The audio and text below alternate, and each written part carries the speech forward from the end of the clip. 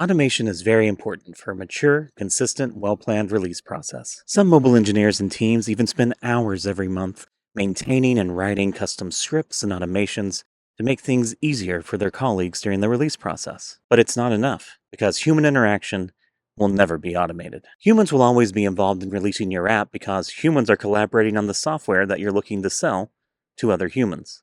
No automation, no script, no robot, not even a really smart one like R2D2 or The Terminator, can take over the complex array of actions and decisions that your team needs to make as part of every release. This will always be true unless we turn people into automatons too. Maybe we'll do that one day. Trade in artists and engineers and designers and accountants and everyone else for ChatGPT 15.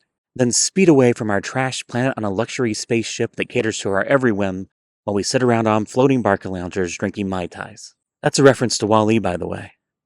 Remember when Pixar was still at their best? Remember when you weren't an aging man standing on a roof wearing a cowboy hat with a microphone? Moving on. I'm not saying that I don't believe in automation or that you shouldn't embrace it. I love automation.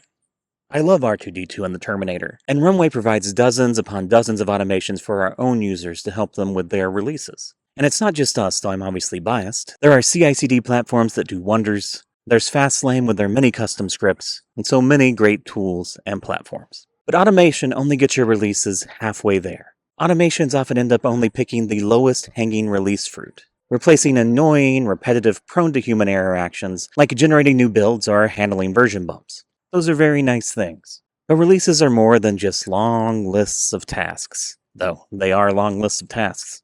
For example, you have an automation that generates a new build? Now what? Is there a script to run now?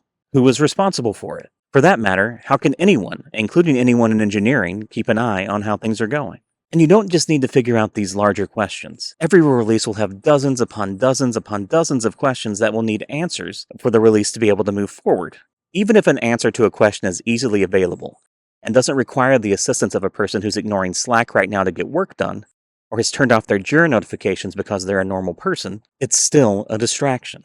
An hour delay here, a 30-minute delay there, and very quickly it can add up to a day or even more wasted time with each release. No amount of automation can fix this stuff or answer those questions. That's why, on top of automation, you need to provide your teams with visibility. Otherwise, you risk putting your release process into a black box that solves some problems through automation, but that creates far more by nobody ever quite really knowing what's going on.